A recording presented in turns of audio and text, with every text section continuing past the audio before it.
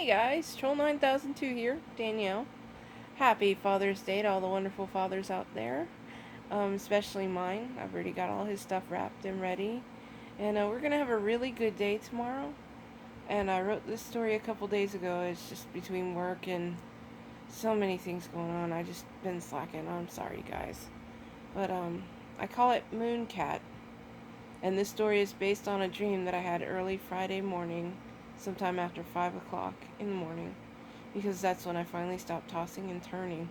Insomnia is a bear, let me tell you. In fact, it looks like tonight's going to be another insomniatic night, but you do what you do. Anyway, to let you in on the secret, I'm coming to Tennessee this year in October. I want to see some sights, I want to see some people. I want to prove to myself that I can get out there and, travel. Just a little bit. I mean, because I am really a homebody. I don't travel. And I just, I want to push the boundaries, push the limits. I guess you could say. Google says it's going to be 7 hours and 45 minutes. So we'll see how long into that trip before I go crazy in the car. Anyway, with that out of the way, the dream opens up with me watching the sunset from a hotel room in Tennessee. I'm dressed to go somewhere, but not my usual kind of dress to go out. I'm casually dressed, which is a big deal in my world. When the flats are on, that is dressed down. This van arrives in front of me because I'm on the bottom floor next to the river, and it is full of married couples from YouTube. I'm not sure where we're going, but I know it's going to be good.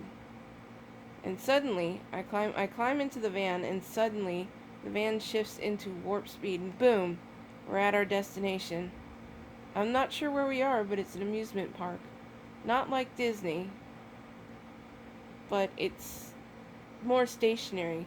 The fare is made specifically for grown folks, so your height and weight doesn't matter, and that makes me happy.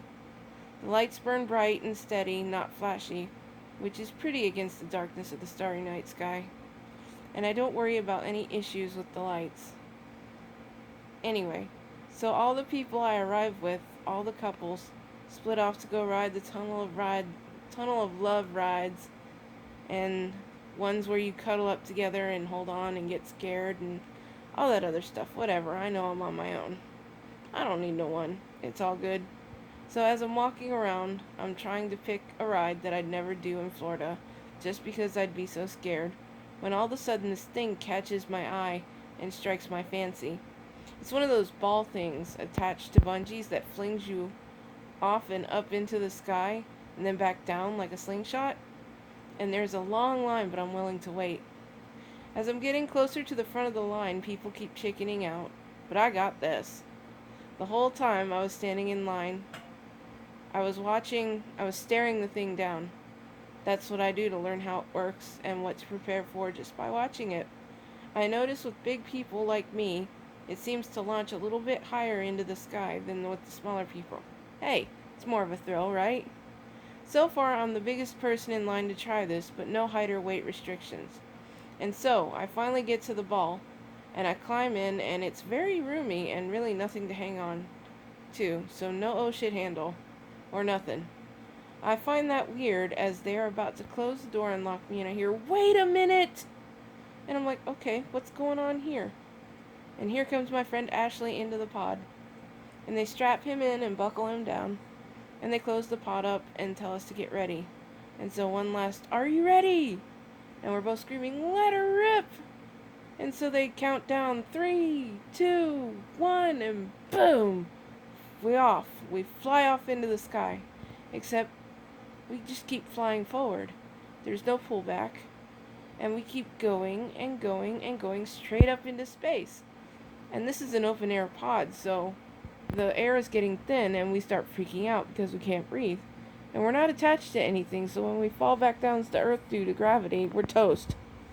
I'm flailing and Ashley is flailing when he hits a button and all of a sudden the pod seals up, boosters kick on, and suddenly we're in space with no gravity and a computer appears. This is why there was nothing to hold on to, because all the panels flipped over, and that was our computer. And the computer explains what's going on, and we have to figure out a way to get back to Earth on our own, kind of like a panic room, but in a space pod, I was enjoying the view, and Ashley was trying to figure out how to get home to Earth. It had been I don't know how long, but I fell asleep, and I woke up. I saw a giant cat where the moon should have been, and I looked over to find Ashley was sleeping too.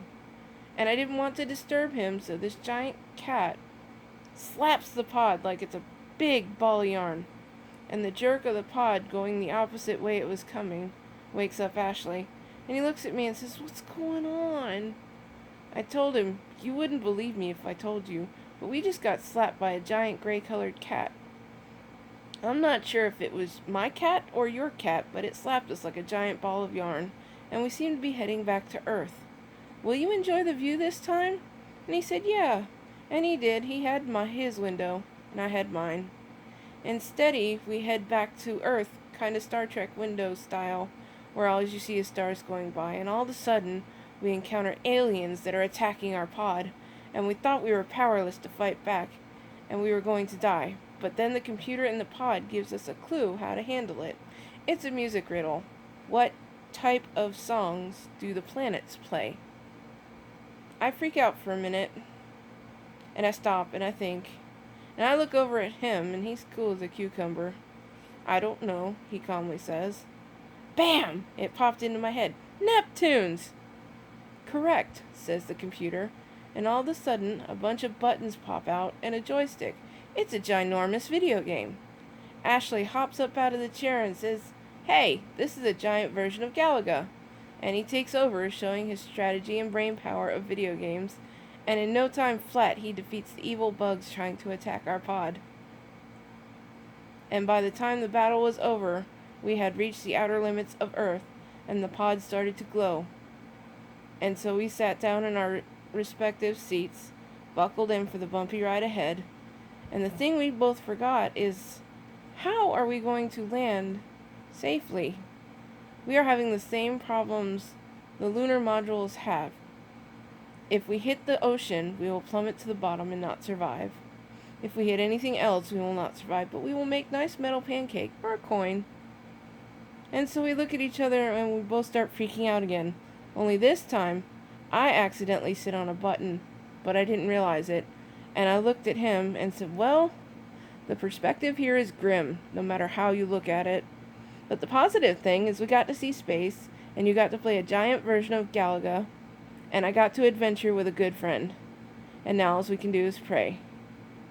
And so we did, and I don't know, I passed out from the G-force, I guess. But I passed out, and the next thing I knew, I was back in the launch pad. And Ashley was gone. I was alone again. And so the dream ends that way.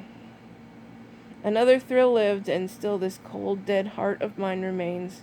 Adventures are my adrenaline. Without them, you get yarn hats. With them, you get memories and stories that will last forever. My eyes open to another day of the same struggles and likes of the previous day. Sleep is honestly the only peace I get. But after having this dream, even though I was alone in the end, just being hit by a giant moon cat and spending time with a friend in a space capsule, that didn't crash, made my day a little brighter. Because if I can survive that, I can make it through the day. And knowing I have friends to adventure with is amazing, whether they are near, far, or I have not met them yet. Ladies and gentlemen, this is my brain on sleep. Any questions? Thank you for tuning in to Sneaky Sunday. You never knew this one was coming. I just threw it in there for your enjoyment. If you liked it, let me know. If you hated it, tell me why. I love reading comments no matter what they are. If you think you want to hit the thumbs up, thumbs down, that's fine too. You pick it. Thank you for spending time on my channel. Go check out some of my previous stories or poems. I get pretty far out there sometimes. I hope you find something that interests you or takes your mind off your problems for a bit. Have a great day and a good weekend. And again, happy Father's Day. Happy Sunday.